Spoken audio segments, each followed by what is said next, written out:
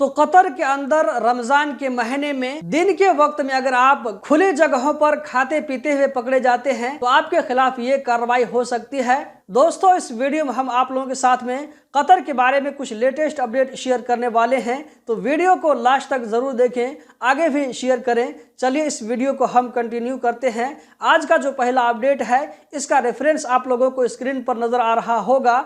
इसमें कहा जा रहा है कि इफ्तार से पहले स्पीड ड्राइविंग ये जो है नुकसानदेह हो सकता है आपके लिए भी, और जो दूसरे लोग रोड यूज कर रहे हैं ऐसे लोगों के लिए भी एक्सीडेंट का बायस बन सकता है।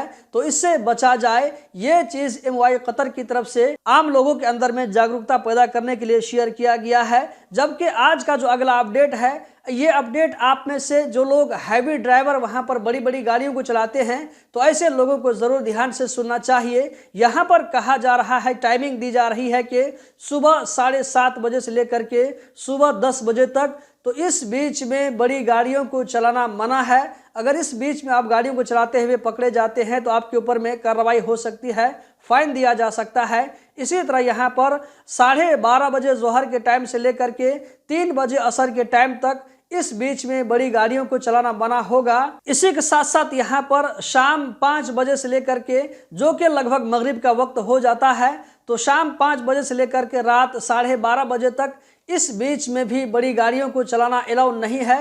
इस बीच में अगर आप गाड़ी को चलाते हुए पकड़े जाते हैं तो आपके खिलाफ में कार्रवाई की जाएगी, फाइन मारा जाएगा। दोस्तों, अगला अपडेट बहुत इंपॉर्टेंट है। आप में से कुछ लोग ऐसे होंगे जो कि कतर में रोजा नहीं रखते होंगे, जैसे कि नन मुस्लिम भाई हो गए, तो इन लोगों के ऊपर में कतर में रोजा रखना जरूरी नहीं है। तो क्या ऐसे लोग खुलेआम खा पी सकते हैं या नहीं? अगर ये लोग खुलेआम खाते पीते हुए पकड़े जाएंगे तो इनके खिलाफ में क्या कार्रवाई की जाएगी? ये कोई जरूरी नहीं है कि ऐसा काम करता हुआ सिर्फ नन मुस्लिम ही पकड़ा जाए, बल्कि बहुत सारे मुस्लिम भी ऐसे होते हैं जो कि रोजा नहीं रखते हैं। तो जो लोग बाहर में खाते पीते हुए पकड़े जाएंगे तो ऐसे लोगों के खिलाफ में कतर में क्या कार्रवाई की जाएगी, तो इसके बारे में यहाँ पर कहा जा रहा है। कतरी कानून यह है कि जो लोग रमजान के महीने में दिन के वक्त में बाहर में खुली जगह पर खाते पीते हुए पकड़े जाते हैं तो ऐसे लोगों के खिलाफ जो है रमजान की हुर्मत को पामाल करने की वजह से ऐसे लोगों के खिलाफ में कार्रवाई की जाएगी। तो कार्रवाई यहाँ पर यह होगी कि 3 महीना तक के लिए जेल हो सकता है। इसी तरह यहाँ पर कहा जा रहा है कि 3000 रियाल तक का फाइन भी दिया जाएगा। तो कतर के अंदर रमजान के महीने में दिन के वक्त में अगर आप खुली जगहों पर खाते पीते हुए पकड़े जाते हैं तो आपके खिलाफ ये कार्रवाई हो सकती है। तो ऐसे लोगों को यहाँ पर सजेशन देना चाहूंगा कि आप खाने को जो है रूम पैक करके ले जाएं, वहां पर जाकर के खाएं, या ऐसी जगहों पर न खाएं जो कि पब्लिक प्लेस हो।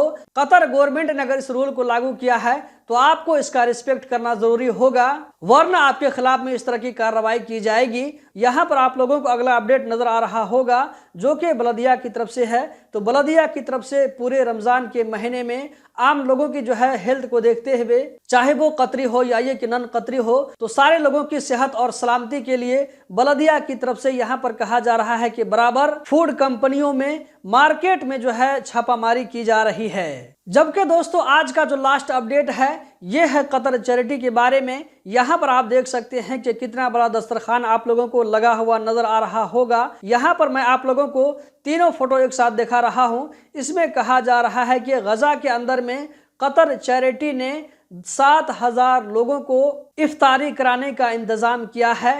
इसी के साथ साथ दोस्तों, यहाँ पर कहना चाहूंगा कि गाजा के अंदर में मदद भेजने के लिए मना किया जा रहा है। मना कौन कर सकता है आप समझ सकते हैं। गाजा के अंदर में इस तरह का सामान ले जाना बहुत मुश्किल कर दिया गया है। हालांकि वहां पर जंग बंदी हो चुकी है, फिर भी इसको एक तरफा वायलेट किया जा रहा है।